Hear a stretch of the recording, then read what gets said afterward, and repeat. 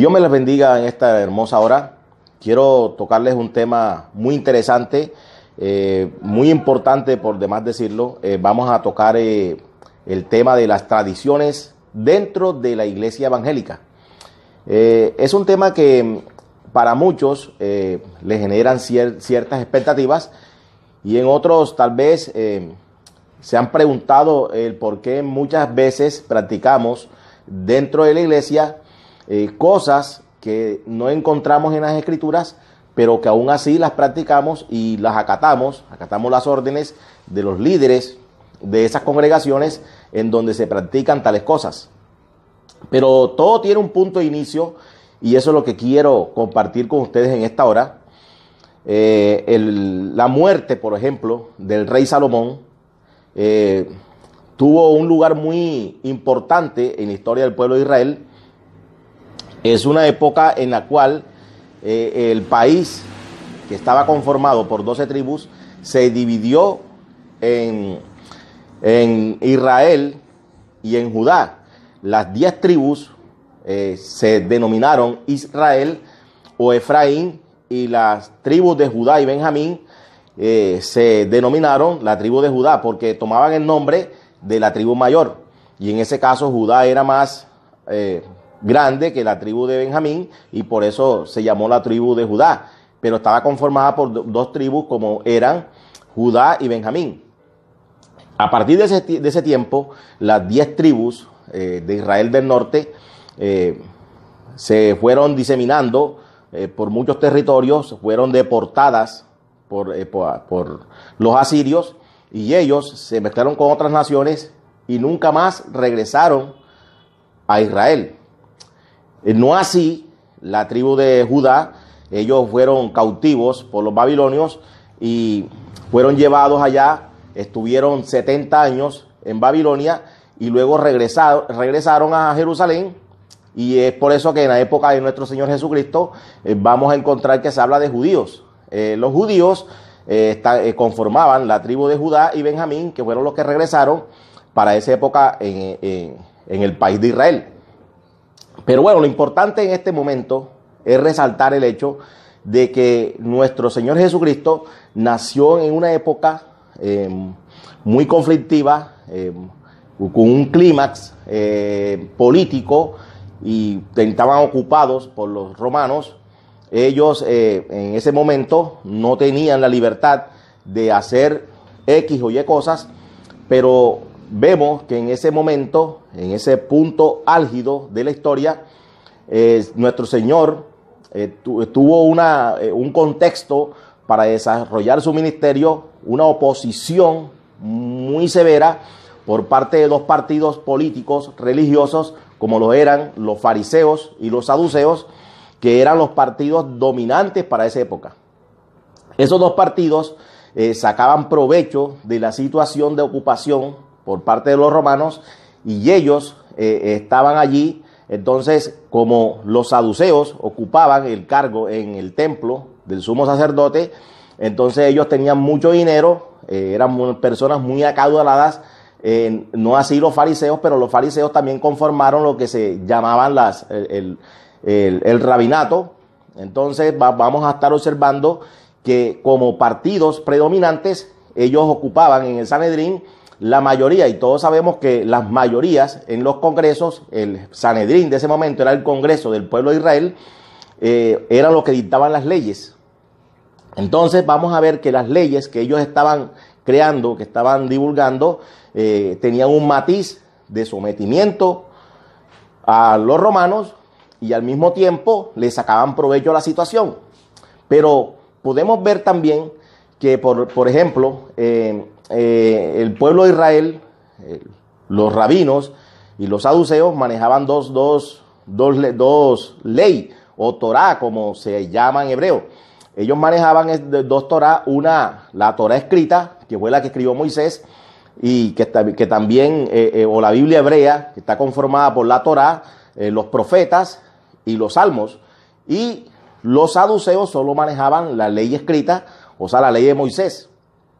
Los fariseos, por ejemplo, tenían dos corrientes de pensamiento, como fueron dos rabinos muy famosos para esa época, para la época en que nuestro Señor estuvo aquí en la tierra. Habían dos rabinos muy famosos que eran Hillel y Shammai. Eran dos corrientes cuyo pensamiento predominaba y eran los que dominaban el diario vivir. Entonces, lo que Hillel ordenaba que era lícito, Shammai de seguro lo iba a prohibir. Entonces, en ese contexto de la historia, vemos que, por ejemplo, Hillel tuvo mucha concordancia con nuestro Señor Jesucristo. Pero no así Shammai, porque Shammai era más estricto. Vamos a poner un solo ejemplo. Por ejemplo, Hillel permitía que la mujer se divorciara, o sea, el hombre se divorciara de su mujer por cualquier motivo que el hombre estimara necesario para divorciarse o darle carta de repudio. No así Shammai, que decía que si una mujer quedaba viuda, tenía que demostrar con testigos de que su esposo había fallecido. Y entre más difícil pusieran la situación para que la persona cumpliera la palabra, era mejor para ellos. Ellos colocaban a los mandamientos lo que se llamaban barreras de protección para evitar que los quebrantaran. Podemos ver que un sábado, por ejemplo, el sábado, que era el día de reposo, la Biblia dice que descansáramos el sábado, pero ellos habían ordenado que un sábado no se podía caminar por más de 1000 kilómetros, de 1000 metros, 1 kilómetro. Era el camino de un día de reposo. Que si tú levantabas, por ejemplo, algo dentro de la casa, estabas quebrantando el día de reposo. Y una serie de circunstancias que se llamó la Torá oral, o las famosas tradiciones judaicas, que no son otra cosa que el Talmud. El Talmud son las tradiciones, y eso es lo que manejan hoy en día los judíos.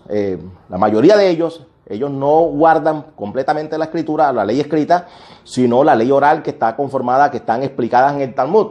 El Talmud es una recopilación de las explicaciones de varios rabinos famosos que ellos dejan escrito allí. Entonces, en aquella época, el Sanedrín aceptaba las interpretaciones de Hillel, tanto como de Hillel como de Shammai. Y entonces vemos que el pueblo de Israel en ese momento tenían que obedecer. Antes que la ley de Moisés, tenían que obedecer la ley oral o las famosas tradiciones. Entonces vamos a ver aquí en el capítulo 5 del libro de Mateo, ya entramos en contexto para que entendamos qué fue lo que el Señor quiso decir cuando expresó ciertas frases, para que no lo vayamos a sacar de contexto y entonces vayamos a decir que Él hizo esto, hizo aquello, porque todo tiene una razón de ser. En la Biblia todo tiene una razón de ser. Cada palabra que se expresó en su momento tiene validez. ¿Por qué? Porque si tú la metes en un contexto histórico, vas a entender por qué se dijeron ciertas cosas. Por ejemplo, Mateo 5:17, el Señor Jesucristo dijo: no penséis que he venido para abrogar la ley o los profetas. No he venido para abrogar, sino para cumplir. Porque de cierto os digo que hasta que pasen el cielo y la tierra, ni una jota ni una tilde pasará de la ley, hasta que todo se haya cumplido. O sea, antes de él iniciar todo lo que él va a decir en los versículos posteriores, él les dice, les advierte a ellos que él no vino a quebrantar la ley. ¿Cuál ley? La ley de Moisés. Por eso vamos a ver más adelante en el versículo 21 dice aquí: oísteis que fue dicho a los antiguos, no matarás, y cualquiera que matare será culpable de juicio. Pero yo os digo que cualquiera que se enoje contra su hermano será culpable de juicio, y cualquiera que diga necio a su hermano será culpable ante el concilio, y cualquiera que le diga fatuo quedará expuesto al infierno de fuego. Por tanto, si traes tu ofrenda al altar y allí te acuerdas de que tu hermano tiene algo contra ti, deja allí tu ofrenda delante del altar y anda, reconcíliate primero con tu hermano, y entonces ven y presenta tu ofrenda. Ponte de acuerdo con tu adversario pronto, entre tanto que estás en el camino, no sea que el adversario te entregue al juez y el juez el alguacil y seas echado en la cárcel. De cierto te digo que no saldrás de allí hasta que pagues el último cuadrante. Cuando el Señor expresaba la ley, oíste que fue dicho, pero yo os digo, no está diciendo que la ley, o sea, que él está quebrantando la ley. Lo que está diciendo es que él le va a dar la correcta interpretación al texto bíblico. En ese caso, ellos decían que dice aquí, que no matarás. Ellos solamente interpretaban de pronto que no era no matar, no asesinar.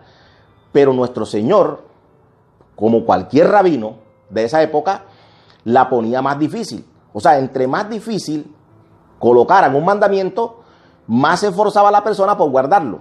En este caso, el Señor dijo que no solamente bastaba con no matar, sino que cualquiera que se enojara contra su hermano era culpable de juicio. Y dice, cualquiera que diga necio a su hermano será culpable ante el concilio, y cualquiera que diga fatuo quedará expuesto al infierno de fuego. Esas frases necio y fatuo eran ofensas graves, ofensas que podían llevar a una persona a sentirse mal o a caer espiritualmente. Entonces lo que el Señor estaba diciendo, que si tú te acordabas cuando iba la persona a presentar su ofrenda ante el altar, y allí se acordaba que él había tenido un problema, que él había ofendido a su hermano, tenía que regresar a pedirle perdón, a ponerse de acuerdo, y luego iba y presentaba la ofrenda. ¿Por qué le decía eso? Porque la ley decía que, o estaba establecido que Dios perdonaba los pecados que el hombre no, eran contra Dios, y que habían ciertos pecados que eran imperdonables según la ley de Moisés. Pero el que pecara contra su hermano tenía que ponerse a cuenta con él.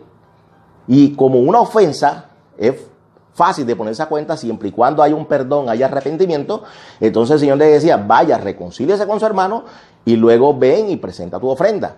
Porque ¿de qué te valía a ti presentar una ofrenda si estabas bravo con tu hermano? Entonces el Señor lo que estaba dándole era la correcta interpretación a la Escritura.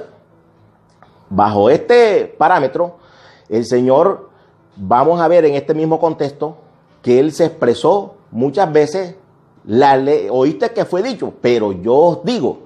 Es decir, estaba diciendo, hasta hoy ustedes han escuchado a ciertos rabinos, como Gilel y Shammai, que ellos, según su interpretación, dicen esto.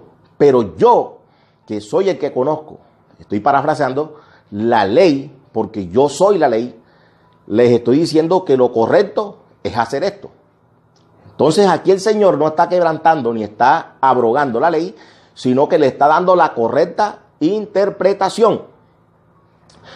Bajo este contexto, y ya entendiendo lo que el Señor quería decir, lo que él no estaba de acuerdo era con las famosas tradiciones que tenían los fariseos. ¿Qué es una tradición? Una tradición era una enseñanza que se transmitía oralmente.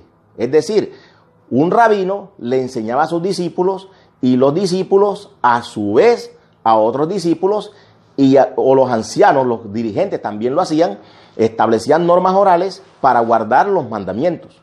Entonces, a veces esas normas orales las querían colocar por encima de la Escritura. Y el Señor no permitía eso. El Señor dijo que mientras el cielo y la tierra permanecieran, ni una jota, ni una tilde de la ley sería quebrantada. Entonces ahora podemos entender que es más importante lo que está escrito que la interpretación que le demos a las Escrituras. Porque pueden haber muchas aplicaciones, pero una sola interpretación. O sea, el escritor sagrado escribió aquí lo que quiso transmitirnos a nosotros. Por eso no podemos decir, no, es que él dijo esto, pero yo digo esto otro. No, porque es que lo que está escrito, escrito está. En ese caso, y viendo todo lo que el ambiente enrarecido que manejaba nuestro Señor con los fariseos y con los saduceos, que eran los dos partidos que más oposición le presentaban, dice la palabra en Colosenses 2, del 1 en adelante, vamos a leerlo. Colosenses 2, del 1 en adelante.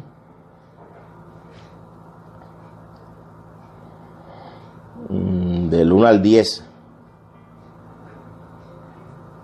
Dice, vamos a leer el 8, dice aquí: mirad que nadie os engañe por medio de filosofías y huecas sutilezas, según las tradiciones de los hombres, conforme a los rudimentos del mundo y no según Cristo.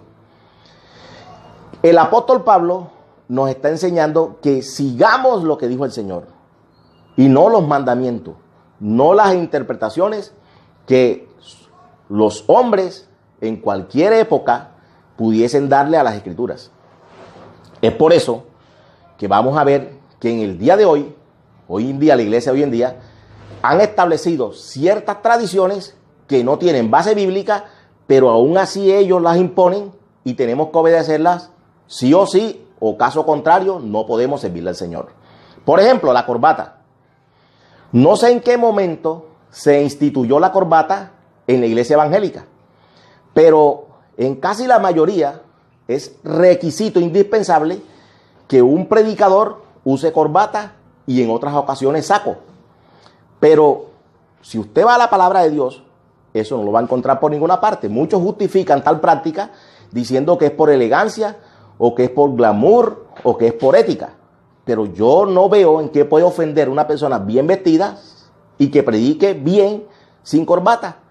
¿Acaso la corbata predica? ¿O acaso el predicador, si no usa corbata, Dios no lo va a usar? Porque ese es el mensaje que le están dando. O que se diferencie de otras personas. Cuando uno ve a alguno que llega encorbatado, dice uno, ese es el predicador, ese es el pastor. Pero no sé en qué momento instituyeron tal práctica dentro de la iglesia evangélica. Por ejemplo, los fariseos les gustaba vestir de una manera diferente al pueblo. Y nuestro Señor Jesucristo les reprochó tal práctica. Nosotros no tenemos por qué andar buscando diferencias en la parte externa de las demás personas. Es decir, que busquemos aparentar físicamente que estamos bien, que estamos siendo prosperados, para que las personas vean y crean que tenemos prosperidad porque usamos ciertas marcas de ropa o ciertos distintivos físicos para hacerles creer a las personas que estamos siendo prosperados.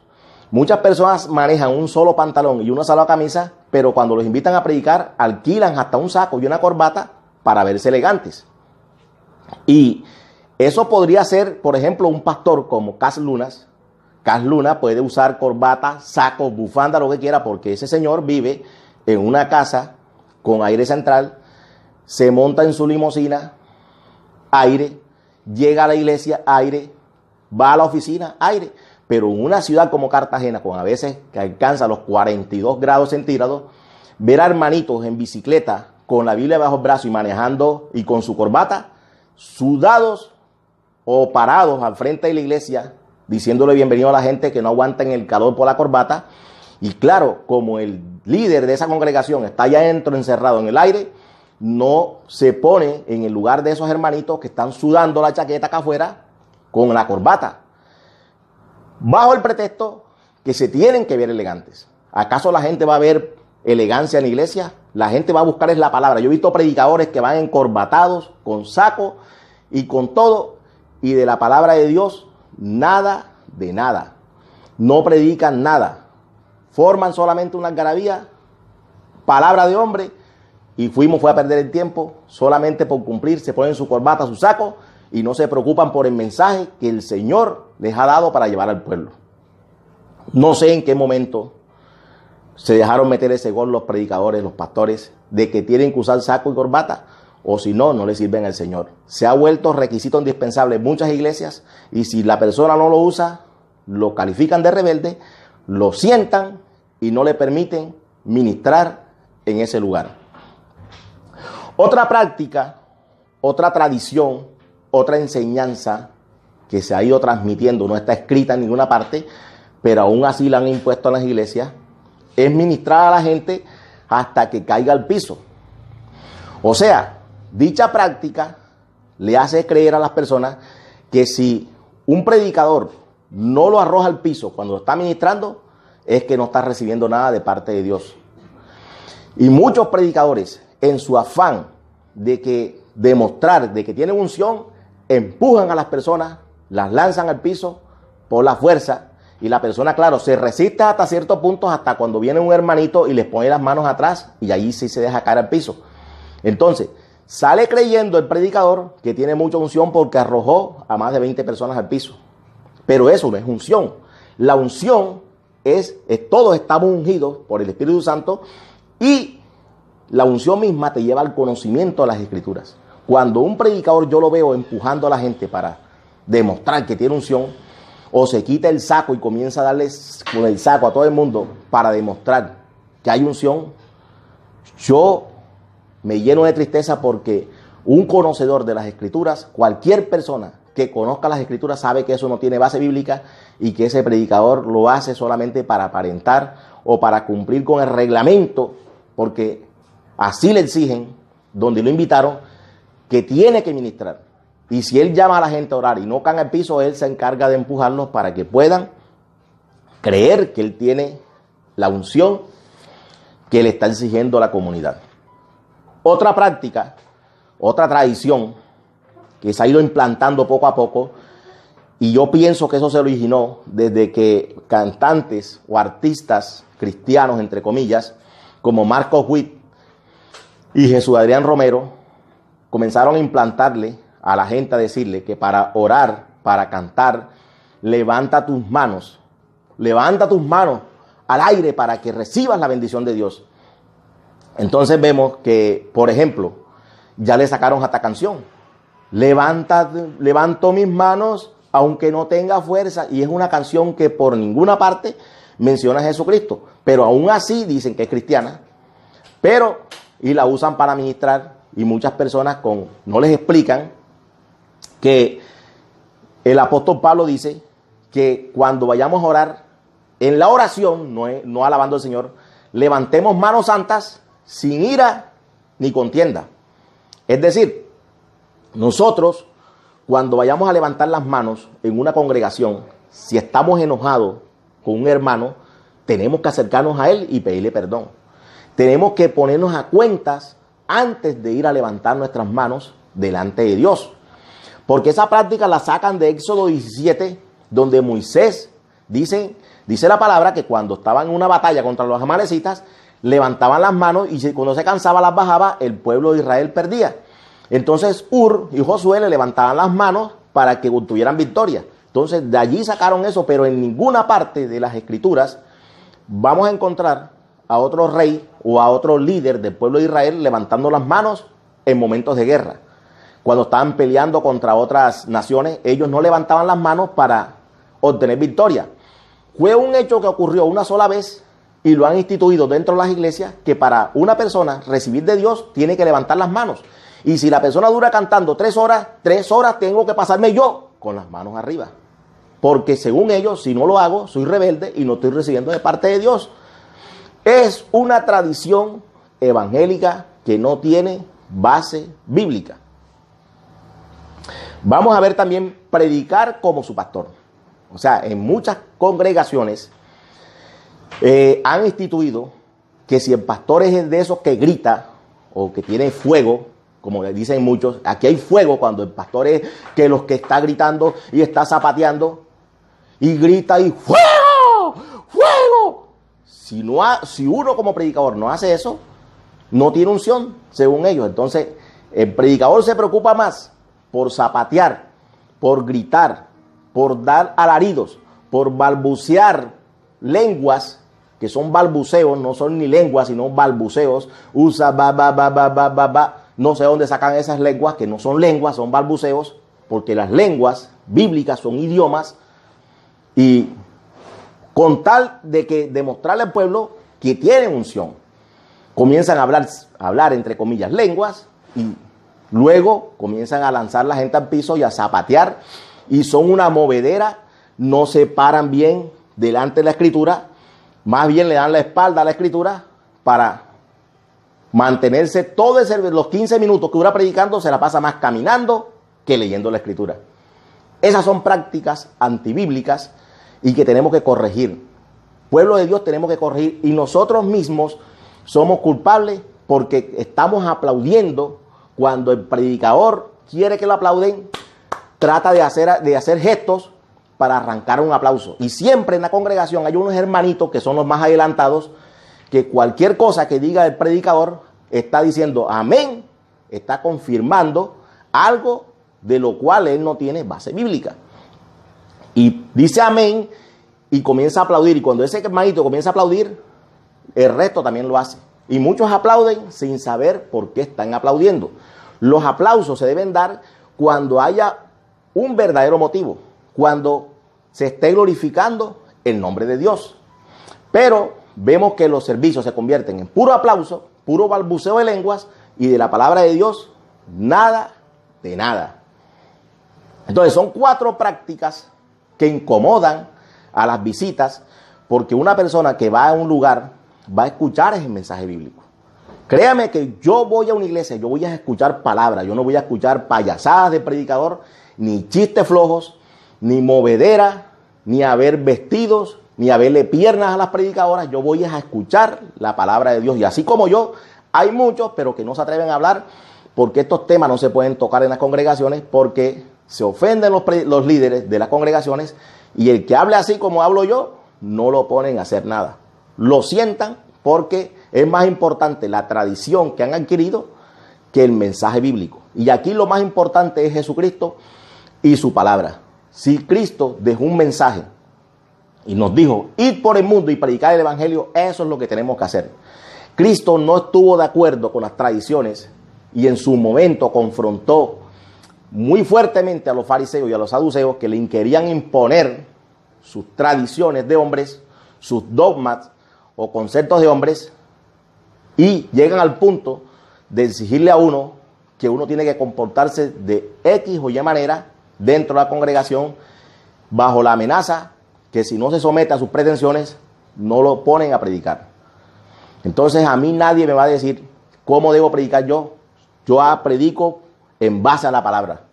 Y es el Señor el que me da la unción para llevar su mensaje. Y la unción no es gritar, no es zapatear, no es dar alaridos, es centrarse en la Escritura, llevar el mensaje como nos fue dado de parte de Dios y dejar que el mensaje ministre a la gente. Mucha gente que es ministrada con el solo hecho de escuchar la palabra. No es necesario, predicador, que tires a la gente al piso o que te preocupes más por empujar a la gente para que caiga al piso, que el mensaje que tienes que llevarle a la persona para que se arrepienta y se convierta al Señor. Es un consejo bíblico que les estoy dando en esta noche.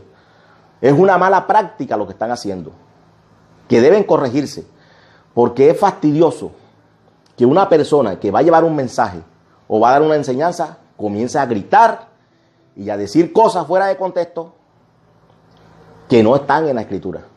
Entonces es importante centrarnos en la palabra de Dios, no darle la espalda a la Biblia, estar frente a ella, compartir el mensaje tal y como nos fue dado y no dejar que por el hecho de querer demostrar algo que no somos o aparentar prosperidad con una corbata, con un saco, con una camisa lleno pascal, y que es la que más se usa en los predicadores, porque tienen hasta color algunos. Entonces no te preocupes tanto por la ropa, preocúpate por el mensaje. Órale al Señor que te dé el mensaje de la palabra de Dios, y cuando Él te dé el mensaje, llévaselo al pueblo tal y como el Señor te lo dio, y vas a ver tú que vas a agradar primero a Dios antes que a los hombres. Mis amigos, este era un corto pensamiento que quería transmitirles para decirles no a las tradiciones de los hombres, no a las imposiciones de los hombres, pero sí a lo que Cristo nos ordenó hacer, y es predicar su palabra, ir por todo el mundo, hacer discípulos y llevar el mensaje. Preocupémonos más por las cosas de Dios que por lo que los hombres puedan pensar de nosotros. Es lindo, es hermoso conocer las Escrituras, porque ahí hay libertad para predicar un mensaje, para llevarlo, para bendecir, ministrar a la gente con la palabra de Dios, antes que tirarlo al piso, para que esa persona que fue lanzada al piso se pare más endemoniada y salga peleando con los demás y dando más testimonio. Es mejor que el mensaje que le transmitas lo ministre y lo haga reflexionar para que cambie su vida, porque es la palabra de Dios la que transforma, y el Espíritu Santo de Dios le va a ayudar a crecer en el Evangelio. Entonces, mis amigos y mis hermanos, que Dios me los bendiga en esta hermosa hora, Dios me los guarde, y hasta una nueva oportunidad. Estaremos tocando en el próximo mensaje, vamos a estar hablando sobre los diferentes tipos de pecados.